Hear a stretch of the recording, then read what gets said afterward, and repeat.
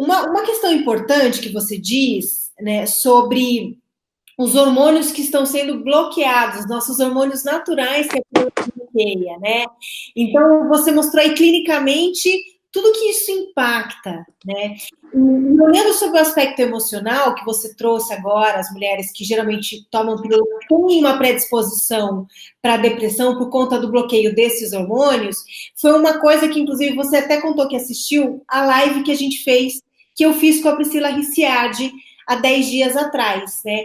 Onde a gente olhando para esses hormônios que são bloqueados, falando uma linguagem mais simples, né, eles estão bloqueando, os anticoncepcionais estão bloqueando os hormônios que nos trazem alegria de viver, que nos fazem nos sentirmos realizadas, que nos fazem bem, né? Então, que nos trazem felicidade.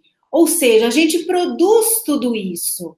Então, por que a própria doutora Camila, médica ginecologista, passou pelo mesmo processo que eu e tantas mulheres que pararam com a pílula se deram conta, né? O antes e depois.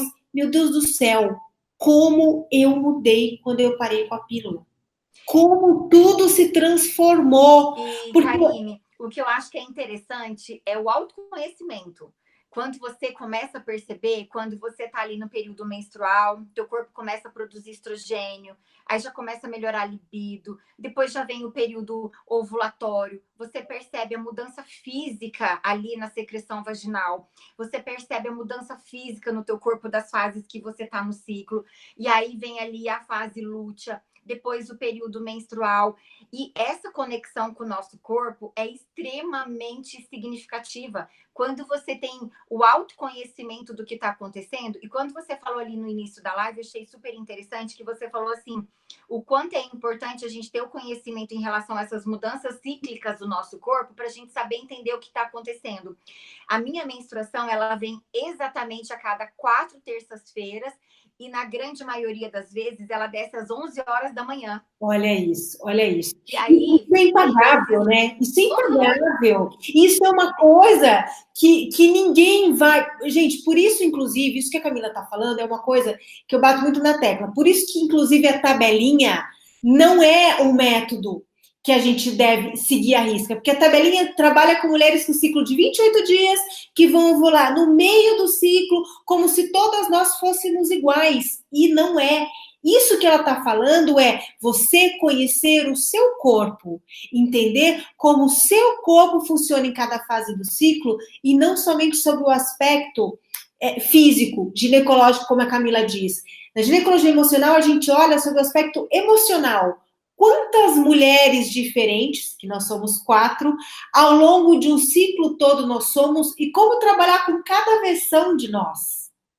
E, Karine, o que eu acho interessante, assim, ó, em maio, foi um mês que eu fiz muitas lives, palestras, e eu fiz bate-volta para Fortaleza, bate-volta para São Paulo.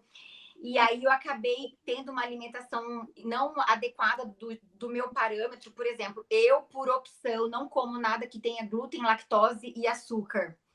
E aí, esse foi um mês tumultuado, assim, menina, eu tive uma TPM violenta, uma cólica, uma retenção de líquido, um mau humor que eu não me aguentava. Eu falei, gente, o que está acontecendo? Aí eu parei para analisar. Eu falei, claro, esse mês foi atípico. Não deu tempo de eu descansar, de eu comer da forma correta, de eu dormir todos os dias direitinho na minha casa, para você ver o quanto que essa alteração da nossa rotina influencia sim na nossa qualidade de ciclo. Então, quando a gente faz ali uma alimentação bacana, atividade física, quando a gente dorme bem, até o nosso corpo responde melhor.